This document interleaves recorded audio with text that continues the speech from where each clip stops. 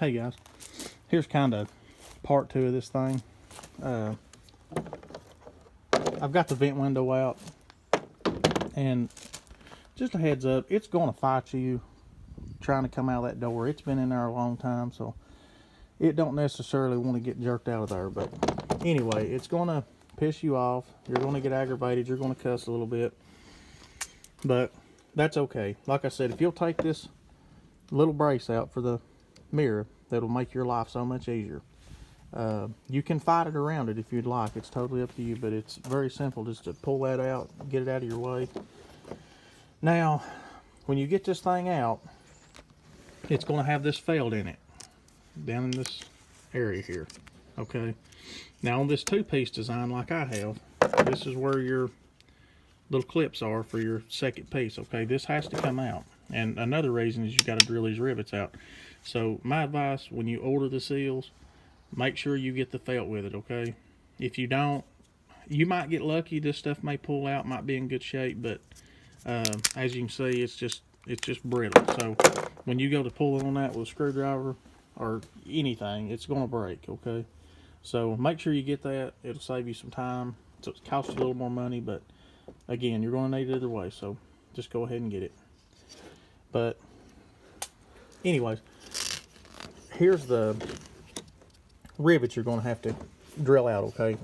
This is 2 of them, which holds this front frame to the rear frame. 2 here, okay?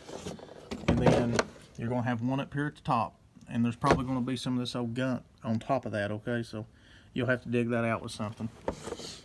And now here's where I have seen people drill this rivet out. Of course, you just have 1 to do that way. If you have some nice rivets to put back in that hole, go ahead. It'll work just the same, whatever you want to do, and it'll actually make it easier to paint this little piece. So however you want to do it. But the way I do it is I take these 2 rivets out. It's a little more work to kind of drill them out, but it's not too bad. And then, when you're replacing them with these old cheap rivets, you can't see them. If you put one here, it's just going to look ugly. These here are hidden. But before you get started on all this, get you some good drill bits. I kind of step it up on these drill bits, trying to get these rivets out. You don't want to, really water the hole out too much. If you do, it's okay. You got bigger rivets, but again, just try not to do that. Get you some good hard drill bits, okay? If you use some old cheap drill bits you found at the Dollar Tree or something, it's not going to work. Get you some good drill bits, some type of drill. Of course, this one's got mud all over from building this garage, but some glass cleaner. This is just old cheap glass cleaner I had in my building. This is no cheap rivet gun, something you can buy at AutoZone, Walmart, whatever. I actually have an air rivet gun, which would work, but shoot, we got what, 2, 3, 5 rivets here, so no sense of dealing with all that. Little old plastic, something. It doesn't have to be this, but just anything to kind of get under that rubber and manipulate it around the contours of the door and stuff. Keep from scratching it. You don't want to be jabbing at it with a screwdriver. Some type of glue.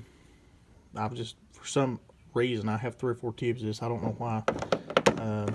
There's no telling with me. There's no, I don't know much about it. This is really the first time I've used it. But you can use about any kind of just contact adhesive, weather strip, sealant, whatever. Just some kind of needle nose pliers.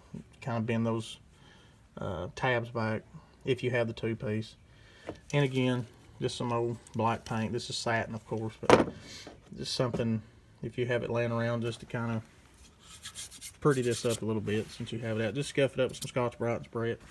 If you have an alcohol wipe or something, you can try to get some of the old oils and stuff out of it. It's not going to look perfect. I mean, if you're building a show truck, of course, you're going to go a little more in depth. But again, this is just no shop truck, something to beat around in. And some razor blades to kind of clean this channel out here on this back piece. There's going to be some glue and stuff in there. Again, that's what this is for. Make sure you get all that cleaned up good. But, all right, well, I'm going to tear into this thing and I will make a part 3.